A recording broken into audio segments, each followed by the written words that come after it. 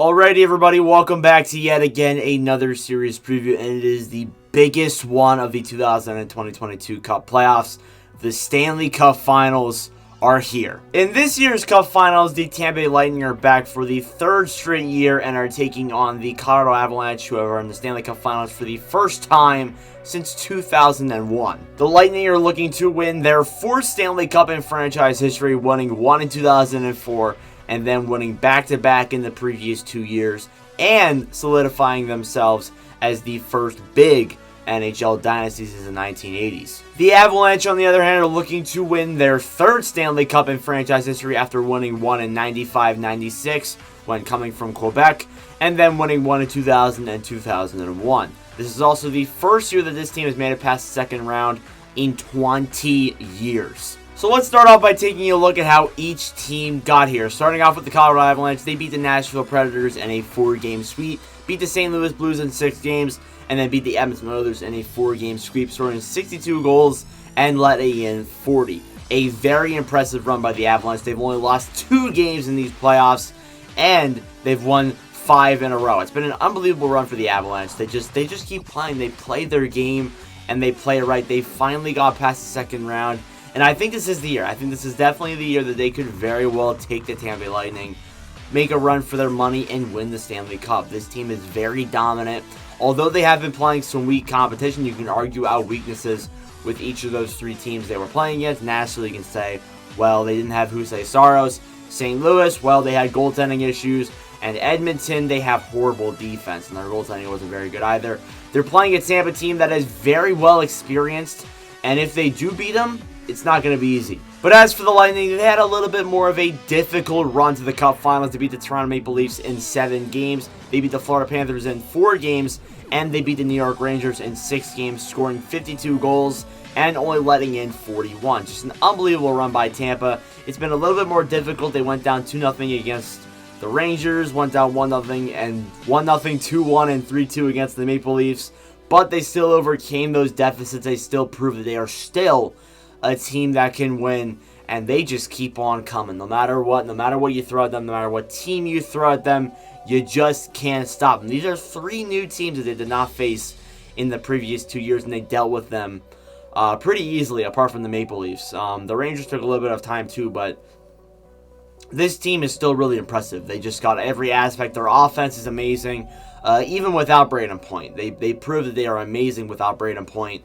And then they have the insane defense of Ryan McDonough, Victor Hedman. Just their defense is unbelievable. And then they have the goaltending too. Even if their defense wasn't good, I still think they win those previous 2 cups and they still have a chance of winning their 3rd straight. Vasilevsky is just that good. He is an unbelievable goaltender. He is a level above everyone else. And I'm going to say this right now. If you argue that he is not the best goalie in the league because of Tampa's defense, you clearly have not watched any Lightning games in the past 3 years. Clearly. And that is why it is very difficult, for me at least, to decide who takes this series, because I think both of these teams are incredibly evenly matched. This is the most evenly matched series we've seen in a long time. Like, this is just so evenly matched. Like, you can compare their offense. They both have the same aspects, and compare their defense. Both their defenses are really good. Their goaltending spectacular. I think Tampa edges it out, though. But these 2 teams are just evenly matched on almost every single aspect. When you look at each team's leading playoff scorers, you start off with the Colorado Avalanche. They have Cale Makar in front. He's leading the way, looking like a Conn Smythe winner as of right now. 5 goals, 17 assists for 22 points. Then you have Nathan MacKinnon, 11 goals, 7 assists for 18 points. And then you have Gabriel Landeskog, 8 goals, 9 assists for 17 points. Landeskog, just an unbelievable force out there. And same for Makar, too. Makar has proved that he is one of the best defensemen in the NHL. And I think right now he definitely is the best defender in the NHL. He's just been unbelievable. Like, the way he plays, the way he'll just dangle through defense, and just, like, the way he plays offensively and defensively, too. He's just unbelievable. Like, he's simply an unbelievable defenseman. One of the best we've seen in a long time. Not since Bobby Orr. Probably since Nick Lindstrom, if we're being honest. I don't know why Gretzky said Bobby Orr. That is way too far to compare there. I think definitely since Lidstrom, he's probably the best, but definitely not since Bobby Orr. And then you have Darcy Kemper there on the goaltending side. A 6-2-0 record, a 2.65 goals against average, and a .897 save percentage. Kemper coming back There's been some discussions of whether or not he's going to play in the finals. It's more than likely he does. I mean, he's looking like he's probably going to with his eye injury. That's tough. Like, you know, you have an eye injury, like you kind of can't play the game of goaltending if you have an eye injury. So that's obviously pretty rough there for him. Hopefully he's doing okay, and hopefully he can participate in the Cup Finals. If not, Francouz has proved that he's a very good goaltender. So I think that the Avalanche would be fine, but I think they'd be safer with Kemper than Francouz there, obviously. And then obviously as well as that, you have Nazem Kadri, who's probably going to be out realistically. I don't think he comes back. There's been rumors of him saying that he's likely out for the preseason, but Kadri even commented on one of those posts on Instagram saying, we'll see about that. But personally, I don't know. I don't think he comes back. I think dealing with an injury like that, especially getting surgery on a thumb injury like that and taking that boarding against Evander Kane, it's not easy. Definitely not. So, I don't know.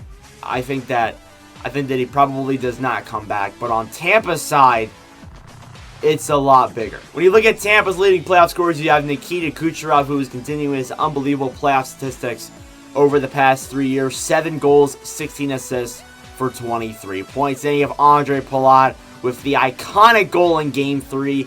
8 goals, 8 assists for 16 points. And honestly, if they didn't win that Game 3 where they were down 2-0 in, we could be talking about a Avalanche versus Rangers Cup final. Because if they went down 3-0, no disrespect to Tampa, but they've never overcome a 3-0 deficit in the past couple of years. And I think it would be extremely difficult for this team to do that. And then you have Steven Stamkos there, 9 goals, 6 assists for 15 points.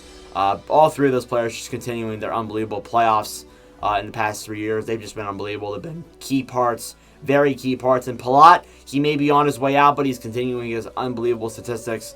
And he really saved that Lightning team in Game 3. And then you have Andrei Vasilevskiy there as well. 12-5-0 record with a 2.27 goals against average and a .928 save percentage. Again, just unbelievable. Continuing his unbelievable statistics. He's just been one of the best goalies I've ever seen. And definitely one of the best in the past 40 years. 100%. And then when it comes to injury-wise, Braden Point's the only one that's questionable. It's looking like it's going to be probable that he plays in the Cup Finals. Not entirely likely, but it's looking very probable as of right now, which is obviously good for the Lightning. They want to see him come back, and I think it's going to more than likely happen. Thank God for that team, so good thing for the Lightning there. Now time for the final verdict here. Who takes the Cup? We're not saying who takes the series. Who takes the Cup? I'm going to be honest, it's so evenly matched. I think Tampa has more experience. If you want to go from that range, Tampa definitely has more experience.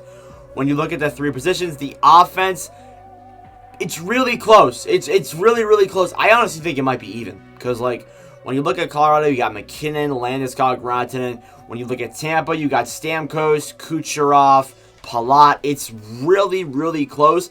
I think the Avalanche might overtake it a little bit, but if you want to argue that it's even, I wouldn't disagree with you there.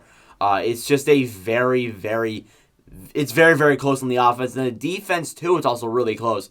Because when you look at Colorado's top 4, it is Makar, Taves, Manson, and, if I'm not mistaken, Byram, because I'm pretty sure Girard is out. If Girard was in, it'd probably go towards the Avalanche, but I think the Lightning are better because of Girard not being in the series. Hedman, McDonough, Rutta, they just have an unbelievable defensive core there. They have many underrated guys on there too. Jan Rutta, I've been a fan of him for many, many years now, especially watching these past 2 Cup finals.